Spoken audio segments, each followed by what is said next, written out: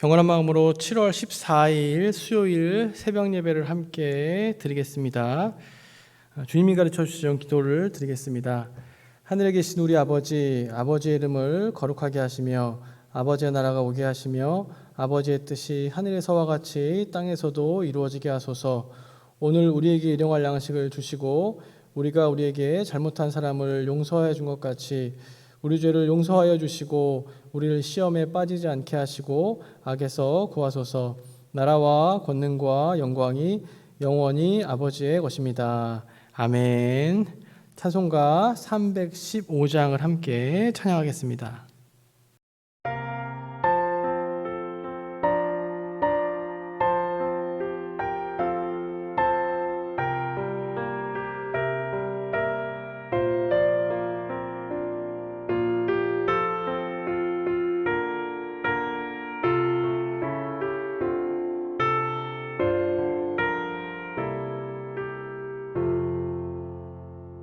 내 주 되신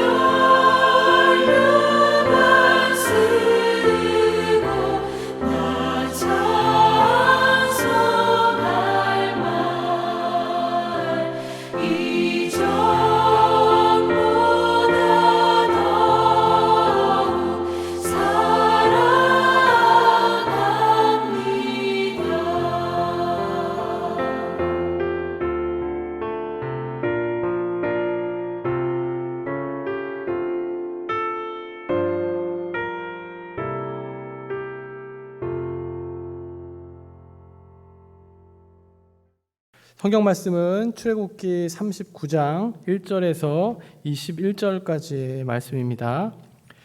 그들은 여호와께서 모세에게 명령하신 대로 청색, 자색, 홍색 실로 성소에서 섬길 때 입을 정교한 옷을 만들고 또 아론을 위해 거룩한 옷을 만들었더라. 그는 또 금실과 청색, 자색, 홍색 실과 가늘게 꼰 배실로 에봇을 만들었으되 금을 얇게 쳐서 우려서 실을 만들어 청색, 자색, 홍색 실과 가는 배실에 섞어 정교하게 짜고 에봇에는 어깨바지를 만들어 그 두 끝에 달아 서로 연결되게 하고 에봇 위에 에봇을 매는 띠를 에봇과 같은 모양으로 금실과 청색, 자색, 홍색 실과 가늘게 꼰 배실로 에봇을 붙여 짰으니 여호와께서 모세에게 명령하신 대로 하였더라. 그들은 또 호마노를 깎아 금태에 물려 도장을 새김같이 이스라엘의 아들들의 이름을 그것에 새겨 에봇 어깨 바지에 달아 이스라엘의 아들들을 기념하는 보석을 삼았으니 여호와께서 모세에게 명령하신 대로 하였더라. 그가 또 흉패를 정교하게 짜되 에봇과 같은 모양으로 금실과 청색, 자색, 홍색 실과 가늘게 꼰 배실로 하였으니 그것의 길이가 한 뼘, 너비가 한 뼘으로 네모가 반듯하고 두 겹이며 그것에 네 줄 보석을 물렸으니 곧 홍보석, 황옥, 녹주옥이 첫 줄이요 둘째 줄은 석류석, 남보석, 홍마노요 셋째 줄은 호박, 백마노, 자수정이요 넷째 줄은 녹보석, 호마노, 벽옥이라 다 금태에 물렸으니 이 보석들은 이스라엘의 아들들의 이름 곧 그들의 이름대로 12이라. 도장을 새김같이 그 12지파의 각 이름을 새겼으며 그들이 또 순금으로 노끈처럼 사슬을 따 흉패에 붙이고 또 금태 둘과 금고리 둘을 만들어 그 두 고리를 흉패 두 끝에 달고 그 따은 두 금사슬을 흉패 끝 두 고리에 꿰매었으며 그 따은 두 사슬의 다른 두 끝을 에봇 앞 두 어깨바지의 금태에 매고 또 금고리 둘을 만들어 흉패 두 끝에 달았으니 곧 그 에봇을 마주한 안쪽 가장자리에 달았으며 또 금고리 둘을 만들어 에봇 앞 두 어깨바지 아래 매는 자리 가까운 쪽 곧 정교하게 짠 에봇띠 위쪽에 달고 청색 끈으로 흉패 고리와 에봇 고리에 꿰어 흉패로 정교하게 짠 에봇띠 위에 붙여서 에봇에서 벗어지지 않게 하였으니 여호와께서 모세에게 명령하신 대로 하였더라. 아멘. 오늘 본문의 내용은 설교의 제목처럼 제사장의 옷을 만드는 내용입니다. 앞서 출애굽기 28장에서도 제사장의 옷을 만드는 내용이 기록이 되어 있는데요. 28장에서는 하나님께서 이 제사장의 옷을 만드는 방법에서 알려주신 거라면 오늘 39장에서는 이제 하나님께서 말씀해 주신 그 방법대로 제사장의 옷을 만드는 이야기가 기록이 되어 있습니다. 제사장들은 특별히 제작된 옷을 입었습니다. 레위인들이 성전의 제사와 또 여러 가지 일들을 위해서 구별된 족속이었다면 아론의 자손들은 제사장으로 또 세움을 받은 사람들이었습니다. 하나님께 드리는 제사를 주관했던 제사장들의 옷은 이 옷을 만드는 데 사용된 재료와 또 여러 장식들 하나하나까지 다 의미를 담고 있었습니다. 이 시간에 제사장의 옷을 만드는 데 사용되었던 재료나 장식들을 다 설명할 수는 없습니다. 더 알고 싶으신 분들은 성경 사전이나 또 주석 같은 것을 찾아보시면 도움이 될 것 같고요. 또 요즘은 인터넷에 검색해 보셔도 또 여러 가지 또 알 수 있는 정보들이 많아서 또 그런 궁금증들은 또 쉽게 풀리실 수 있는데요. 오늘은 이 큰 의미에서 옷에 대한 말씀을 좀 나누려고 합니다.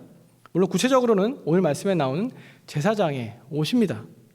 일반적으로 옷이 가지고 있는 의미는 다들 잘 알고 계실 겁니다. 우리가 늘 입는 옷은 가장 이 옷의 기본적인 기능은 우리의 육체를 보호해 주는 것, 신체를 보호해 주는 역할을 감당합니다. 날씨를 비롯한 여러 가지 외부적인 요인에서 올 수 있는 위험이나 이런 것들로부터 우리의 신체를 보호해 주는 것이 바로 옷이 가진 가장 기본적인 기능입니다. 또한 무엇보다 옷은 또 요즘 어떻습니까? 옷을 우리는 패션이라고도 부릅니다. 특히나 사람들은 옷을 통해서 자신의 개성을 보여주기도 하고요. 또 자신의 외모를 더 잘 드러내도록 옷을 입습니다. 그렇기 때문에 옷은 모든 사람들에게 굉장히 중요한 요소일 수밖에 없습니다.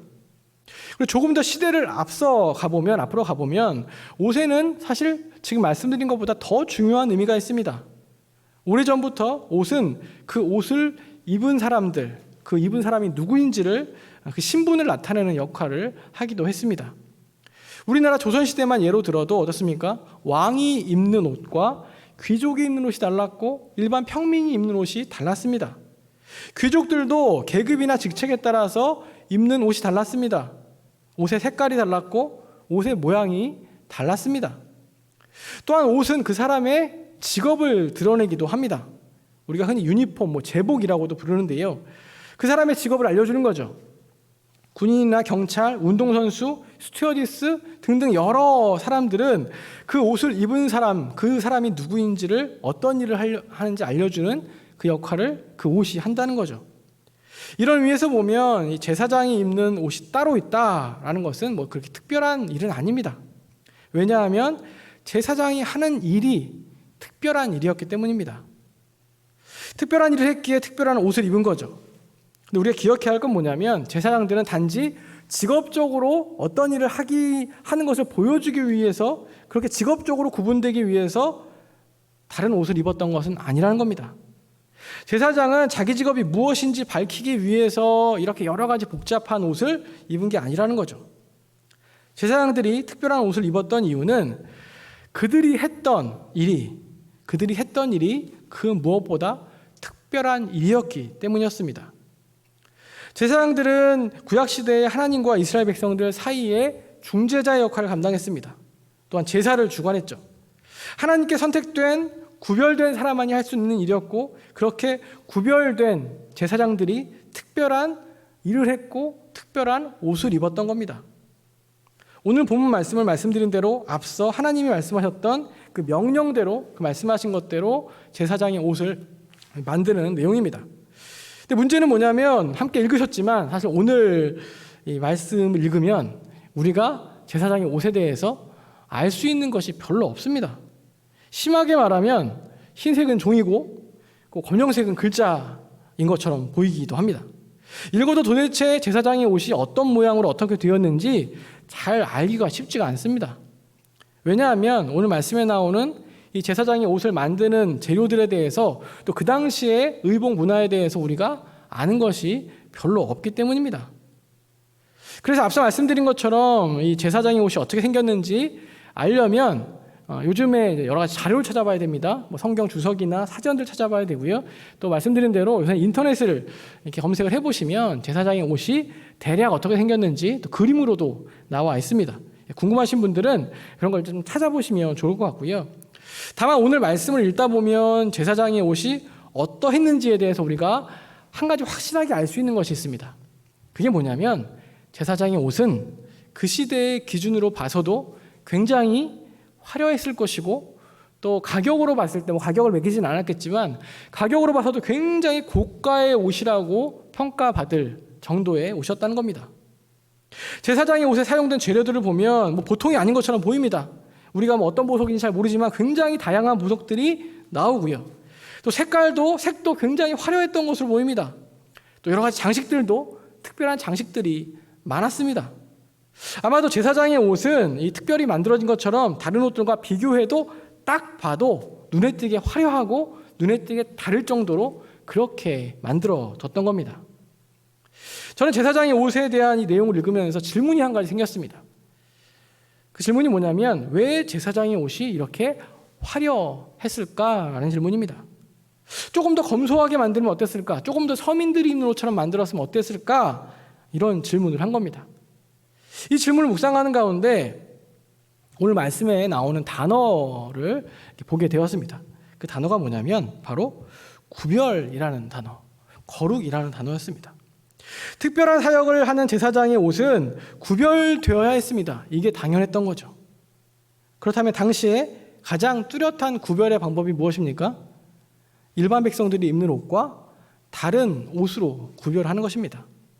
특별한 사역을 담당하던 제사장들이었기에 특별히 화려하고 여러 가지 비싼 보석들로 장식된 옷을 입었습니다. 제사장의 옷이 특별했던 건, 이렇게 화려했던 건 결국 구별을 위해서였다는 겁니다. 사람들은 화려한 옷을 입은 제사장들을 보면서 어떤 생각을 했겠습니까? 그 사람이 누구인지 어떤 사람인지 보다는 그 화려한 제사장들의 옷을 보면서 그 제사장의 옷, 그리고 제사장이 어떤 일을 하는 사람이라는 것을 떠올리게 되었다는 겁니다. 지금 그들이 하고 있는 일이 무엇인지를 그것에 더 집중할 수 있었다는 거죠. 지금은 어떻습니까? 지금은 목사님들이 가운을 입긴 하지만 그렇게 화려하게 가운을 입지는 않습니다. 왜 그럴까요? 지금의 목사님들과 그 당시 구약시대 제사장과의 제사장의 역할은 사실 다르기 때문에 그렇습니다. 물론 성직자라는 면에서는 비슷한 부분도 있지만 구약의 제사장과 지금의 목사님들, 목회자들은 좀 다른 모습을 갖고 있죠. 무엇보다 지금은 하나님과 성도들 사이에 따로 중개자가 존재하지 않습니다. 구약시대에는 제사장을 통해서만 하나님께로 나아갈 수 있었습니다. 그러나 이제 어떻습니까? 모두가 다 제사장입니다. 모두가 다 각자가 하나님께로 나아갈 수 있습니다. 예수 그리스도의 십자가 때문에 우리는 하나님께로 직접 나아갈 수 있는 특권을 얻은 겁니다. 특별한 일, 특별한 존재가 된 거죠. 모두가 다 특별하게 구분된 존재가 되었고요. 목사뿐 아니라 평신도도 그 누구도 예수님을 믿는다면, 예수 그리스도의 십자가에 의지한다면 다 하나님 앞으로 나아갈 수 있는 특별한 존재가 되었고 그렇게 구별된 존재가 된 것입니다. 우리들 각자가 사실 그렇게 존귀한 존재들이라는 사실을 또 기억하시면서 믿고 감사할 수 있기를 간절히 바랍니다. 오늘 말씀에서 또 살펴볼 내용은 반복되는 내용이 하나가 나오는데요. 6절에 보시면 호마노를 깎아 이스라엘의 아들들의 이름을 그것에 새겨 이렇게 되어 있고요. 14절에 보시면 이 보석들은 이스라엘의 아들들의 이름 곧 그들의 이름대로 12이라 그 12지파의 각 이름을 새겼으며 라는 내용이 있습니다. 제사장의 옷에 이렇게 이스라엘 12지파의 이름을 새겼다는 겁니다. 제사장이 성소에 들어가 예배를 주관합니다. 하지만 결국 제사장 혼자만 예배드리는 것이 아니라 그렇게 새겨진 12지파 모두가 드리는 제사라는 것을 상징하는 내용입니다.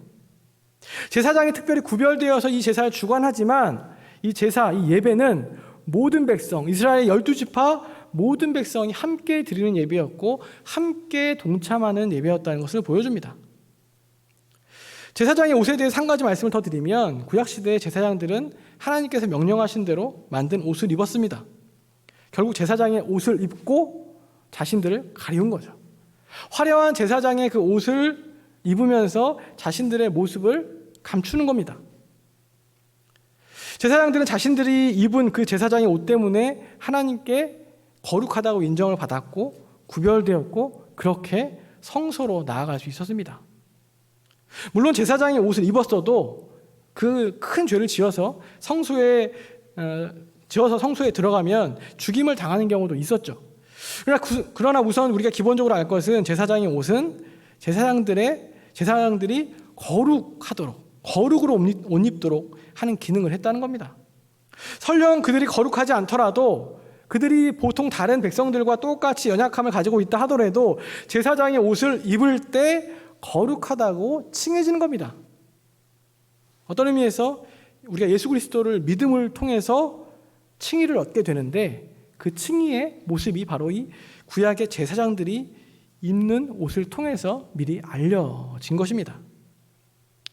앞서 옷이 직업을 알려주기도 한다고 말씀을 드렸습니다. 흥미로운 점은 옷은 때로는 그 옷을 입고 있는 사람의 직업만 알려주는 것이 아니라 그 사람의 마음과 태도에도 영향을 주는 것을 볼 수 있습니다. 내가 입고 있는 지금 내가 무슨 옷을 입었느냐에 따라서 그 사람의 마음, 그 사람의 태도에 많은 영향을 준다는 거죠. 제사장들은 하나님의 명령에 따라 만들어진 그 옷을 입으며 그들의 생각과 그들의 태도 역시 영향을 미쳤다는 거죠. 어떤 생각을 했을까요? 제사를 주관하기 위해서 제사장이 옷을 입어야 할 때 어떤 마음으로 제사장들이 그 옷을 입었을까요? 아마도 그 제사장의 옷을 입으면서 자신들이 좀 더 겸비하고 자신들이 하나님 앞에서 지은 죄가 없는지 회개할 부분은 없는지 돌아보지 않았겠습니까? 제사장의 옷을 입을 수 있다는 것은 굉장히 놀라운 특권이었고 큰 은혜였지만 또 그만큼 두려움이 따르는 일이기도 했습니다. 이제 말씀 마치겠습니다. 로마서 13장 13절과 14절 말씀을 제가 읽어드릴 텐데요. 이 말씀은 성 어거스틴이 이제 온전히 회심하는 데 영향을 주었다라고 알려진 말씀입니다. 로마서 13장 13절과 14절인데요. 낮에와 같이 단정히 행하고 방탕하거나 술 취하지 말며 음란하거나 호색하지 말며 다투거나 시기하지 말고 오직 주 예수 그리스도로 옷 입고 정욕을 위하여 육신의 일을 도모하지 말라. 아멘. 14절 말씀에 보면 예수 그리스도로 옷 입고 라는 표현이 있습니다. 무슨 말입니까? 우리가 예수 그리스도를 영접하고 믿는 순간 우리들은 바로 예수 그리스도라는 옷을 입게 된다는 겁니다. 우리들의 옷이 바로 예수 그리스도라는 뜻입니다. 우리는 또 예수 그리스도로 옷 입었기 때문에 담대히 하나님 앞으로 나아갈 수 있습니다. 그런데 우리가 또한 기억해야 할 건 뭐냐면 우리는 예수 그리스도로 옷 입은 자로서 그렇게 구별되어야 하는데 우리가 그렇게 구별된 삶을 살고 있는지 돌아봐야 합니다. 제사장들이 제사장의 그 화려한 옷을 입으면서 다시 한번 자신을 겸비하고 자신을 하나님 앞에 돌아봤듯이 우리들도 날마다 예수 그리스도로 옷 입으면서 그렇게 옷 입은 우리들을 돌아보고 겸비할 수 있어야 합니다. 무엇보다 매일 기도하고 예배하는 일, 매일 하나님 앞에 서는 일, 그것이 바로 지금 우리가 입은 옷이 무엇인지를 확인하는 그 일이라는 사실을 잊지 않는 저와 여러분들이 되시기를 간절히 바랍니다. 사랑하는 성도 여러분, 우리는 성도라고 부릅니다. 우리 모두 성도라고 부르죠. 성도는 단순하게 이야기하면 거룩한 무리입니다. 거룩한 무리, 구별된 무리들이죠. 코로나로 어려운 상황 가운데 있지만 우리의 삶을 돌아보면서 우리들이 정말 성도로서의 구별된 삶을 잘 살고 있는지 또 잘 돌아보시고 또 성도로서의 삶을 잘 지켜나가시는 저와 여러분들 모두가 되시기를 간절히 소망합니다. 기도하겠습니다. 하나님 아버지, 이 시간, 이 새벽에 또 이 시간에 각자의 자리에서 예배를 드립니다. 또 코로나 상황이 장기화되고 악화되면서 또 다시 비대면 예배를 드릴 수밖에 없는 안타까운 상황 가운데 있지만 어디 있던지 우리 모든 성도님들, 우리가 하나님의 성도, 하나님의 자녀, 예수 그리스도의 제자라는 사실을 잊지 않고 기억하며 늘 그리스도로 옷 입은 우리들의 모습을 돌아보게 하시고 그렇게 성도로서 살아가는 우리 모두가 될 수 있도록 인도하여 주시옵소서. 여러 가지 어려운 상황 가운데 있는 주님의 백성들의 삶과 모든 상황들과 형편들을 주님께서 아시오니 주님이 도우시고 위로하여 주시고 새 힘을 더하여 주시옵소서. 모든 것 주님께 맡겨드리며 예수 그리스도의 이름으로 간절히 기도하옵나이다.